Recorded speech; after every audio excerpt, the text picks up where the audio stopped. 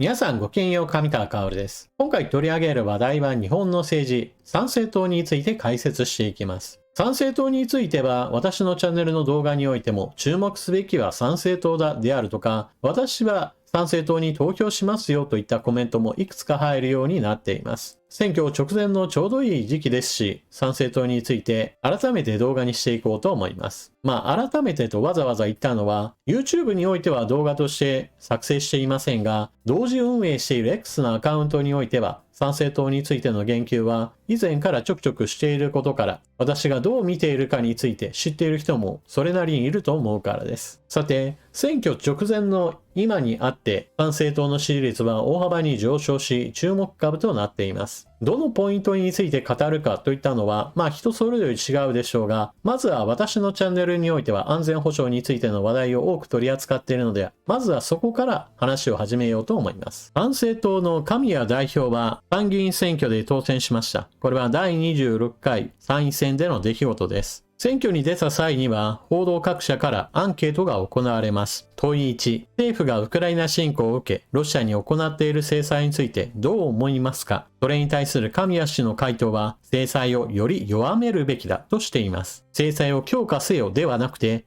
ロシアに対する制裁を日本はもっと弱めるべきだと主張しています。ちなみに神谷代表がこうですから、参政党の候補者たちもウクライナ支援について聞かれたときは反対するようです。例えば前回の動画においては須藤元気氏について触れました。この時須藤元気氏はウクライナ支援に反対を表明しています。同じく東京補選の選挙に出ていた参政党の候補者もやはりこの時もウクライナ支援には反対しています。このチャンネルでも結構何回も話をしましたが、基本的にロシアによるウクライナ侵略は違法な軍事侵略です。現代の国際法においては、軍事力の行使においては、もはや侵略戦争そのものを違法行為だとしています。ですから、それに対応するための自衛戦争については、合法な軍事力の行使として完全に分けられています。だからこそ、そうした国際秩序を守ろう、国際法を守ろうといった観点から違法な軍事力を行使しているロシアに対して制裁をかけるし、また正当な軍事力を行使して自衛戦争を戦っているウクライナを支援するという流れが生まれるわけです。こうした国際秩序を守ろうという考え方は基本的に現在の日本の基本姿勢です。他の国に攻め入ってどんどんと領土を拡張しようなんていう考え方は今の日本には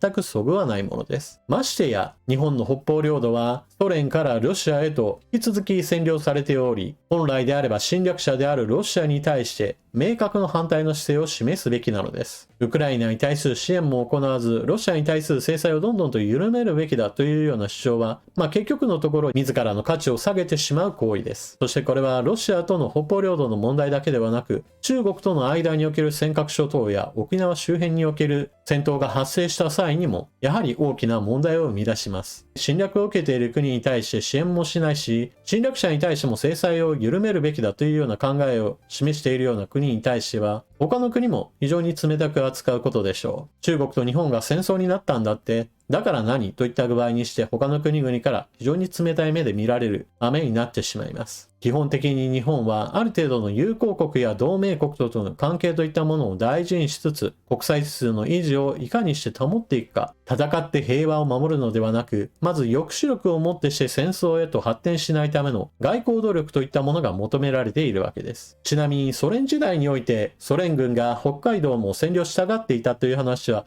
結構有名な話ですが、現代のロシアにおいても国会議員の中には北海道にはロシア系の先住民がいたものを日本が侵略し、これらの人々を虐殺したことによって日本領としてしまったという、かなり一方的な歴史観を語る人がいます。こういった歴史の捏造といったものを進めることによって、いずれ役に立つかもしれないという歴史の認知戦といったものが仕掛けられているわけです。ちなみにこうした歴史的な認知戦といったものは沖縄においても同様にして行われています。かつて沖縄にあった琉球王国は中国の属国であり、その中国の属国に対して日本が侵略し、勝手に日本領にしてしまった。本来であれば沖縄は中国のものだというような主張を行う人たちはいつかこの話を使いたいなと思って定期的に広報する活動を続けていると私は思っています。ロシアの話をしたので、せっかくなので神谷氏のロシア系の話題を一つ見ておきましょう。日本人なんて超根血民族ですから。で、何千年にもわたって渡来人を受け入れ続けてきて、我々日本人の DNA の中には世界中の民族の DNA 入ってますからね。エリアによって違うんですけど。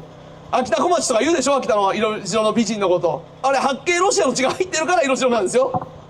ね、それは DNA 見たらわかるんです。あれ、八景ロシアの血が入ってるから色白なんですよと、秋田小町もしくは秋田県の人々、その周辺の人たちに対する話を神谷氏が行っています。参政党の支持者の人たちにはこうした発言を聞いて、そうなんだと、納得しているかもしれませんが、全くの間違いです。八景ロシア人というのがどのようなものかについてちょっと見ておきましょう。1917年の10月革命後、ソビエト政権を受け入れずに祖国を去った、あるいはソビエト政権に対立する白衛軍を支持し、その敗北を国外に亡命したロシア人。これを八景ロシア人と呼びます。八景ロシア人は支配階級に属する地主、資本家、内戦期に白衛軍に加わった将軍、将校、兵士、一部の知識人、及び彼らの家族などからなり、1917年から21年にその総数は200万人に上った。彼らの主要な亡命先はフランス、ドイツ、ポーランド、チェコスロバキア、フィンランド、バルト三国、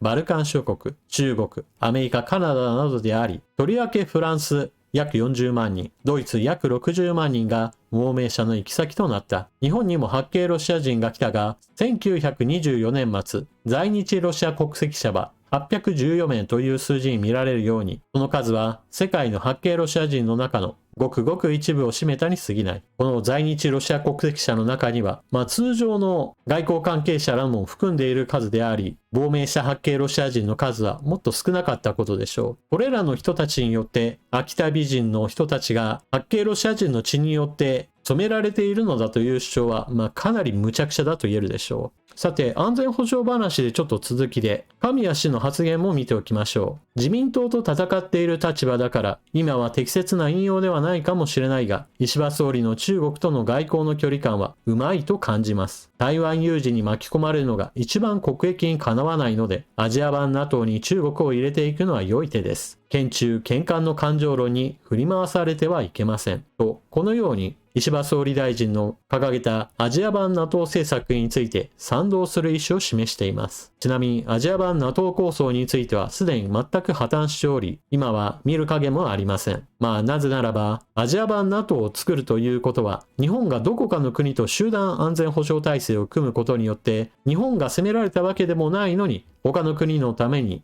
戦いに赴かなければならない体制を意味します。台湾有事に巻き込まれるのが問題だと言いつつ、アジア版 NATO を結成すれば、より日本以外の場所での戦闘を想定しなければなりません。このあたり、石破総理も神谷氏もアジア版 NATO についてちょっと理解できない考え方を示しています。では、続いて中国関連の神谷氏の発言も見ておきましょう。世界中の人が癌で死んでんだったらしょうがない。癌は世界的には増えてます。発展途上国が増えてるからね。でも先進国は癌減らしてます。なんで減らせるか。食事を変えてるからです。外国はもう2、30年前から分かってるわけですよ。農薬とか添加物とかが発がん性であって。ね。だからショッキングなことを言えば、日本の野菜より中国の野菜の方が安全なんです。使ってる農薬が少ないから。という具合にして神谷氏は日本の農業に対しても非常に批判的な言葉を投げかけています。農薬まみれであり、日本の食品も添加物にまみれており、中国よりも危険だというような話をしているわけです。中国の野菜の方が安全だと考える人がどれくらいいるかはわかりませんが、参政党の支持者の人たちはこれを真に受けて、日本の野菜は中国のものよりも危険なんだというふうに思っていることでしょう。これも間違い。中国の全ての場所ではありませんが、中国の野菜については非常に多くの農薬が使われることによってそのまま食べてはいけないという話があります。そのために中国では野菜を洗うための洗剤といったものがあり、買ってきた野菜についてはまずその洗剤で洗うことによって表面についている残留農薬などを落としてから料理に使うといったことが行われています。繰り返しますが、全ての場所ではありません。しかし、現在でもそれは続いているのです。ちなみに小ネタとしては日本ファーストを掲げる参政党ですが、参政党の T シャツはメイドインチャイナとなっており、日本のメーカーに縫製を頼んでいるわけではなさそうです。続いても人々の不安を煽り立てて自分たちの支持者に取り込もうという話は続きます。神谷氏は日本の農業は農薬まみれ、それが原因で日本は世界一危険なものを食べているかのような話をしていますが、そもそも農薬の使用量については世界トップではありませんし、また安全性についても必要十分な規制はなされています。その上で、癌についての間違った知識も披露しています。癌が戦後にできた病気なんていう話は全くの嘘です。癌は何も戦後になって生まれたものではなく、人間という生物が始まって以来ずっとあるものです。ただし、癌になって死ぬかどうかで言えば、現代の方が多くなっています。なぜならば、昔であればあるほど、癌になって死ぬよりも、その他の病気や怪我などによって死ぬ可能性の方がはるかに高かったからです。乳幼児の時に死ぬ人はたくさんいたわけですが、その時には癌で死ぬのではなく、栄養失調やほんのちょっとした病気をこじらせただけでも多くの子供たちが亡くなっていきました。現代においては、日本は治安の面においては非常に高いレベルで安全な国であり、毎日誘拐殺人事件が発生し、橋の欄干に死体が吊り下げられているといったこともありませんし、毎日のように銃撃戦が起こって、もはや殺人事件が珍しくもないなんていうような状況ではありません。一般的には多くの人々が非常に寿命を長く生きており、その結果として老衰、癌、心疾患、脳疾患など現代の医学でも助けようのない部分で死ぬ人が多くなっているのが現実です。続いての主張もかなり無茶苦茶な根拠をもとにして人々の不安を煽ろうとしています。小麦も入ってこないって言ってるんだから、小麦なんか食べるのをやめて米粉で全部作れるような形やればいいんですよ。若い人パンとかケーキ好きだと思いますけど、そういうのもう食べるのやめましょう。だって食べてないんです、日本人は小麦をそんなに。一部だけですよね。昨日もいろいろツッコミがありましたけど、街頭でね、例えば香川県だったらうどんを食べるとかあるじゃないですか、米文化。大阪、広島だったらお好み焼きとかね、あれ全部戦後です。戦後食料がない時にアメリカから配給された小麦をどう使うのということでお好み焼きとかできたんですよ。だから小麦粉の文化、粉もん文化っていうのは全てこの戦後77年にできたものしかないの。そしてそんなことはですね、昔何万年も日本人はこの島で生きてて、このたかが数十年でできた文化ですよ。しかもアメリカに作られた食文化です。そんなものを守る必要はありません。神谷氏は日本が戦争に負けた以後の米軍統治時代といったものを否定したいがために基本的にかなり話を捏造しています。小麦に関連しての話をもう一つ紹介しておきましょう。地上の検査のおかげで悪くなったらどうするんですか。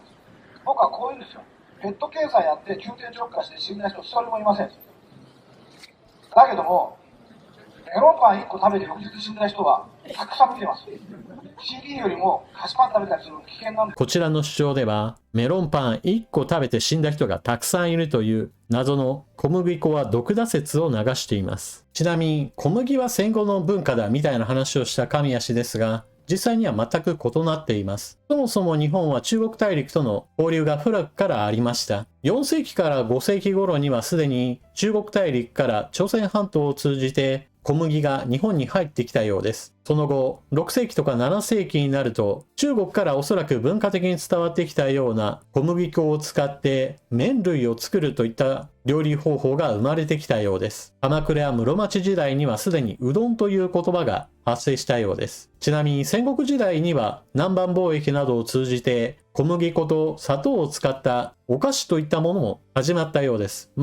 の時代砂糖はまだまだ高級品でしたから、小麦粉と砂糖の組み合わせについてはちょっと一般的とは言えませんが、少なくとも小麦粉を使うことそれ自体がほぼ現代になってからみたいな話は全くの間違いです。小麦はその後も江戸時代を通じて一般的な食材の一つとして広く流通しました。どう食べるかやどう料理するかについての話はそれぞれの地方で好まれるものは異なってくるでしょうが、日本各地にある様々な形態の麺類などについては時代を経て様々な手が加わったものであり、戦後になっていきなり郷土料理として麺類が出てきたわけではありません。基本的に参政党の主張というのはちょっと無茶苦茶な話が非常に多く、私はこういった主張を聞いていて、ああ、神谷氏すごい人だなぁと思うことは全くありません。逆に、神谷氏のこうした主張を聞いて、本当だなと、真顔で受け止めてしまう人は、これからの時代ちょっと大変でしょうね。そして、ここでは取り上げませんが、いわゆる陰謀論系の話もたくさん出ていますし、参政党には様々な、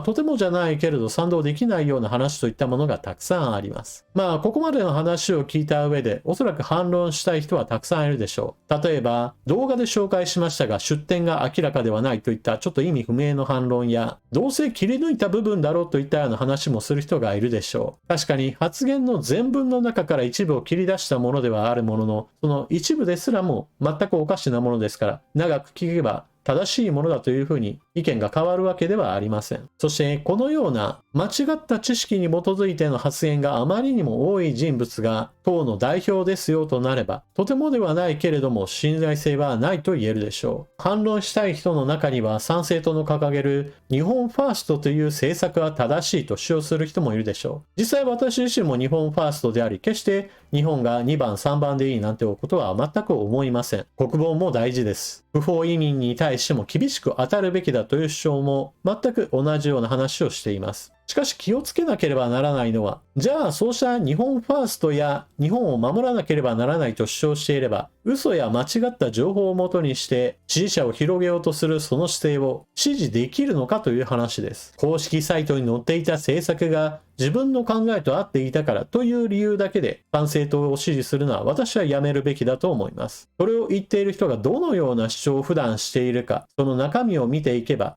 これは見栄えのいい看板を作っただけなんだなというのはすぐにでもわかるのではないかと思います。というわけで今回は参政党について解説してくださいという要望に応えて、私の知っている情報の一部について皆さんに共有しました。インターネット上にはこうした話だけではなく、ジャンボタニシの問題や参政党内部における凄まじいドロドロとした人間関係やスピリチュアル系の怪しい商売などの話なども出てきます。調べれば調べるほど信頼性がなくなっていくという面において、どれだけ自分で調べていくか、その調査能力を試すような党だと言えるかもしれません。というわけで今回の動画はここまで。最後までご視聴いただきありがとうございました。チャンネル登録していない方はぜひともこの機会にチャンネル登録よろしくお願いします。また、情報の更新や整理整頓に役立ったなと思われる方は、評価ボタンのクリックとスーパーチャットのご利用もご検討ください。それでは次の動画でまたお目にかかりましょう。またね。